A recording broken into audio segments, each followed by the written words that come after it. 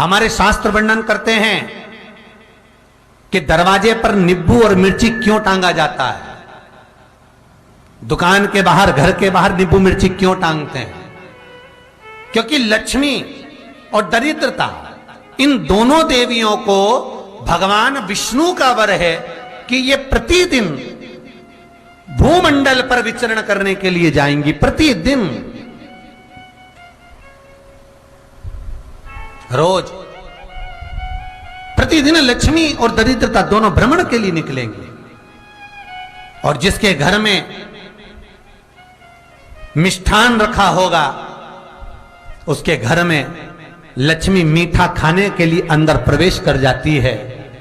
और नींबू और मिर्ची दरवाजे पर इसलिए बांधते हैं कि दरिद्रता हमारे घर में प्रवेश ना करे, वो दरवाजे से खाकर ही चली जाए। दरवाजे से। एक बात बहुत ध्यान रखना, जिसके घर में फ्रिज में, डलिया में या रसोई घर में नींबू और मिर्ची ये दोनों एक ही जगह रखे रहते हैं, उसके घर में कभी शांति नहीं रहती है। सास बहू का, ननंद भाभी का, भाई भाई का, परिवार में कुछ ना कुछ क्लेश जरूर ही होगा।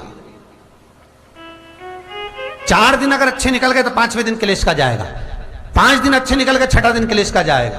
कुछ ना कुछ, एक जरा सी कटोरी पड़ी है उसके पीछे विवाद चालू हो जाएगा, जरा सा पानी ढुल गया उसके पीछे विवाद चालू हो जाएगा, बेडशीट बदल रहे थे उसके पीछे विवाद चालू हो जाएगा, पति कक्ष में आया विवाद चालू हो जाएगा। तुमने एक शब्द कहा, कोई लड़ाई की बात नहीं करी, फिर भी विवाद चालू हो जाएगा। समझ लेना कि घर के रसोई घर में या फ्रिज में नींबू और मिर्ची साथ रखा हुआ है तो वो क्लेश तो देगा ही।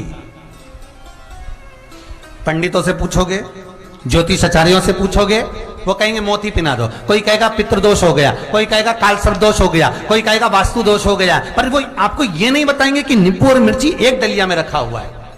ये हमारा वेद, हमारा शास्त्र बताएगा कि नींबू और मिर्ची ये दरिद्रता देवी को प्रिय है, और जहां नींबू और मिर्ची साथ रखा वहां दरिद्रता प्रवेश कर जाती है, और दरिद्रता गई तो वो क्लेश उत्पन्न करती है, जिससे इसके घर में सुख ना रहे। सुख नहीं रहेगा तो लक्ष्मी नहीं रहेगी, दरिद्रता उसके घर में आराम से रह सकती है। अब बहुएं कहीं किसी से पूछ रही, सास किसी से पूछ रही, हमारे घर में शांति नहीं है, हमारी बहू बहुत अच्छी थी पहले, बहुत क्लेश करती है, हमारी सास बहुत अच्छी थी, बहुत क्लेश करती है, घर में विवाद इतना ज्यादा होता है। गुरुजी, जरा सी बात के पीछे विवाद होगा इतना बड़ा फैल जाएगा, पति पत्नी में जरा सी बात होगी इतना बड़ा फैलाना हो जाएगा, बच्चों को थोड़ा सा समझाओ इतना बड़ा फैलाना हो जाएगा। कारण क्या है? उसका कारण है तुम्हारे घर में जरूर एक डलिया के अंदर नींबू और मिर्ची या फ्रिज के एक बॉक्स के अंदर नींबू और मिर्ची रखा हुआ है, उसका क्लेश तुम्हारे यार रहेगा ही, सदा रहेगा। इसलिए महाराज नींबू मिर्ची दरवाजे पर टांगा जाता है, बाहर संग नहीं, बाहर जाए। एक बात बहुत सुंदर है, जैसे दूध और दही दोनों एक ही झोले में, एक ही बैग में, एक कैरी बैग के अंदर दूध और दही अलग अलग पॉलिथीन में बंधे हुए हैं, अलग अलग डोलची में, अलग अलग डब्बे में रखे हुए हैं। एक व्यक्ति एक ही बैग के अंदर दूध और दही ये दोनों चीज अगर लेकर घर के अंदर आता है तो उसके घर में संपदा की तो कमी आती ही है, उसके घर में संपदा टिकती नहीं है। घर में अगर लाख रुपए रखे हैं तो 3 दिन या 4 दिन के अंदर वो पैसा वापस जाना है। दही और दूध अगर एक ही साथ आया है, एक ही व्यक्ति एक ही झोले में, एक ही बैग में, एक ही कैरी बैग में अगर लेकर आया है, उसी तरह नींबू और मिर्ची का भी क्रम है महाराज। कई सब्जी वाले उसको एक साथ बांध देते, नहीं नहीं, नींबू भले अलग बैग में डाल लो, पन्नी में अलग बांध कर या झोले में अलग बांध कर मिर्ची रख लो, वो चल जाएगा, पर एक साथ अलग हो महाराज। मेरे को मालूम है दरिद्रता कि तेरे को खट्टा और तीखा पसंद है, इसीलिए महाराज हमारे हिंदू धर्म में बेटी की विदाई में 4 चीजें नहीं दी जाती। बेटी की विदाई में 4 चीजें नहीं देते। पहली झाड़ू, दूसरी सुई, तीसरी चलनी और चौथा अचार की बरनी। ये बेटी के कन्यादान में, बेटी की विदाई में नहीं देते। बड़ी दे दो, पापड़ दे दो, ये चल जाएगा, पर बेटी की विदाई में, बेटी के कन्यादान में ना तो झाड़ू जाएगी, ना सुई जाती है, ना चलनी जाती है, ना अचार की बरनी जाती है। और मेरा निवेदन है, अगर बेटी को तुम्हारे घर का, तुम्हारे हाथ का अचार कितना भी पसंद हो और बेटी के मम्मी बना के दे रहे, नहीं, मत देना, क्योंकि बेटी तन, मन और धन, ये तीन चीजों से दुखी रहेगी। अगर माँ ने अचार दे दिया तो बेटी के घर में या तो तन से दुखी रहेगी, या मन से दुखी रहेगी, या धन से दुखी रहेगी। बेटी को ये तीन दुख तो रहेंगे ही। कई लोग तो अपनी बहू से कहते हैं, बेटा तू मायके जा रही, तेरी मम्मी के हाथ का अचार अच्छा लगता है, लिया ना बांध के। अब उनको कौन समझा? तुमने तो कह दिया बांध के लिया ना, पर उसको समझो तो सही, क्यों नहीं लाना है? नहीं।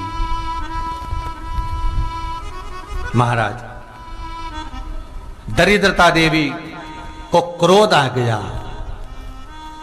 लक्ष्मी जी के साथ नारायण जाने लगे तो लक्ष्मी जी बोली, रुको प्रभु, मेरी बहन पीपल के पेड़ के नीचे बैठी है, आप कृपा करो।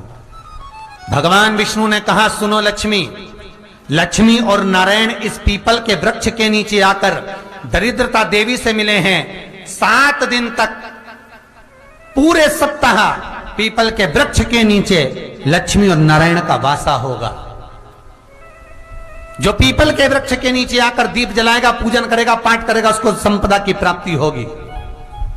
इतने में दरिद्रता देवी खड़ी हो गई और दरिद्रता ने कहा, वाह नारायण वाह, क्या बात है आपकी, पीपल के वृक्ष के नीचे तुम मिलने के लिए आए, मैं तो पहले से बैठी थी। 7 दिन तुमने अपने कर लिए, इसमें 1 दिन मेरा होगा। भगवान ने कहा, कौन सा? तब दरिद्रता देवी कहती है, रविवार का दिन पीपल के वृक्ष के नीचे ये दरिद्रता देवी विराजमान रहेगी। अगर रविवार के दिन कोई पीपल के वृक्ष के नीचे आएगा तो उसके साथ दरिद्रता देवी उसके घर में प्रवेश करेगी। इसलिए शास्त्र रीति में भगवान विष्णु ने उसी समय पलटवार करते हुए कह दिया, अरे ओ दरिद्रता सुन, पीपल के वृक्ष के नीचे अगर कोई रविवार को आया और कोई पूजन की सामग्री लेकर आया, हाथ में कुछ ना कुछ उसके हुआ, खाली हाथ आया, तो तू उसके घर में प्रवेश करेगी, और अगर भरा हुआ हाथ रहा तो तू उसके यहां प्रवेश नहीं कर सकती। ठीक है प्रभु, वचन दे दिया भगवान ने। इतने में दरिद्रता देवी भगवान विष्णु से बोली, प्रभु, सारे देवताओं के पीछे अधर्म बैठा हुआ है,